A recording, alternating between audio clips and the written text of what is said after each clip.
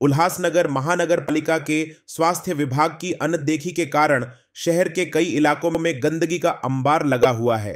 ध्यात हो कि उल्हासनगर मनपा प्रशासन द्वारा 8 वर्षों के लिए 2022 से 2030 तक शहर से कचरा उठाने का ठेका निजी ठेकेदार कोणार्क इंफ्रा को करोड़ों में दिया हुआ है।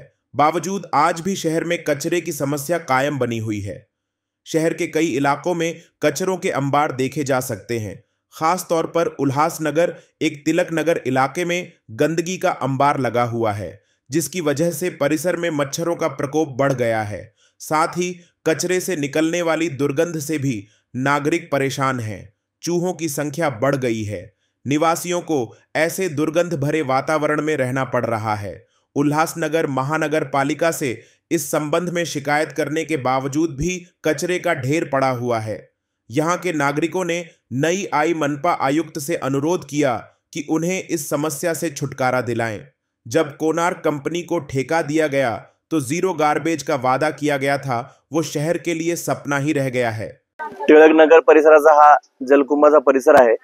जवळच एक आरोग्य केंद्र आहे उल्हासनगर महानगरपालिकेचं, परंतु या ठिकाणी आवाजोवी वाढलेली रानटी झाडझुडपं खूप मोठ्या प्रमाणात आहेत। त्यामुळे तिथं साप फिरतात। त्या परिसरातील लोकांच्या समस्या आहेत, त्यांनीच आमच्याकडे समस्या मांडल्या। तिथं साप फिरतात, घुशी, उंदरांचं ते उंदर वाढलेले आहेत, घाणीचं साम्राज्य, डास, मच्छर होतात, रोगराई होऊ शकते। तर आम्ही महानगरपालिकेला कालच पत्रव्यवहार केलेला आहे। आरोग्य विभाग, सार्वजनिक आरोग्य विभाग, सामान्य सार्वजनिक बांधकाम विभाग आणि उपायुक्त गवस साहेबांना आम्ही त्यांच्या कानावर आम्ही ही गोष्ट घातली। त्यांनी तात्काळ याच्यावर उपाययोजना करण्याचं आश्वासन दिलेलं आहे आणि जर उल्हासनगर महानगरपालिकेकडून या समस्यांवर तोडगा काढला नाही गेल्यास महाराष्ट्र नवनिर्माण सेनेतर्फे या समस्येवर आंदोलन केले जाईल आणि ते आंदोलन तीव्र असणार। जलकुंभ असल्यामुळे साहजिकच तिथं वाल पण आहेत आणि वाल जवळ अशी झाडे झुडपे असल्यामुळे तिथं घाण साचलेली आहे, माती आहे आणि म्हणून आम्ही पाणी पुरवठा विभागालाही अशाच प्रकारे एक निवेदन दिलं आहे। त्यांनी या गोष्टीवर लक्ष द्यावे आणि तात्काळ उपाययोजना कराव्यात आणि लोकांमध्ये रोगराई पसरणार नाही, त्यांना त्रास होणार नाही, त्यांना स्वच्छ पाण्याचा पुरवठा होईल यासाठी त्यांनी व्यवस्थित उपाययोजना कराव्या अशी आम्ही त्यांच्याकडे मागणी केलेली आहे। मी कविता जगताप आहे। मला इथं भरपूर प्रॉब्लेम आहे। नीट आम्हाला काही सुविधा नाही आहेत।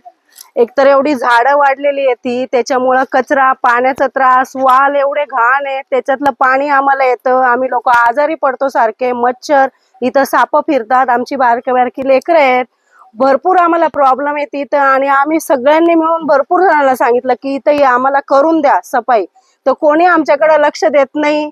आमच्या एरियाचं नाव कोणी घेत नाही, का आमच्या एरियाला कोणी सपोर्ट करत नाही आणि आमच्यापेक्षा वयस्कर आहेत त्यांना पण नीट व्यवस्थित सुविधा नाही। सीडींवरती बघा माती कुठे असते, कचरा ते साफ करतात पण त्या मातीमुळे कोणी पडतं, लहान लेकरं पडतात, त्यांना लागतं, कमी जास्त होतं, साप त्या पायऱ्यांवरून फिरतात, आम्हाला भरपूर त्रास आहे।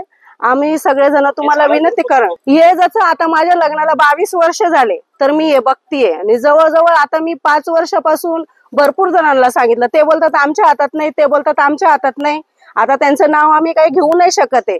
तुमच्याकडनं होत असेल तर करा, आमच्याकरता आमची मदत करा तुम्ही सगळेजण, तुमचे आम्ही भरपूर आभारी राहू, आम्हाला सहकार्य करा या कामामध्ये। माझं नाव कुसुम साहेबराव चव्हाण। नेमकं आमचा लई कचरा आहे, मच्छर होतात, आम्हाला सोय नाही कशाची, इथं वाल आहे, दवाखाने आहेत, आम्हाला कोणतेच नाही, अशा बिमाऱ्या होतात। यालाही वर्षापासून आहेत, जसे आम्ही राहायला तसे आहे ते झाडं झुडपं येतात ना, साफसफाईला वरचे काढून जातात, इथं तर कचरा तसंच राहतं।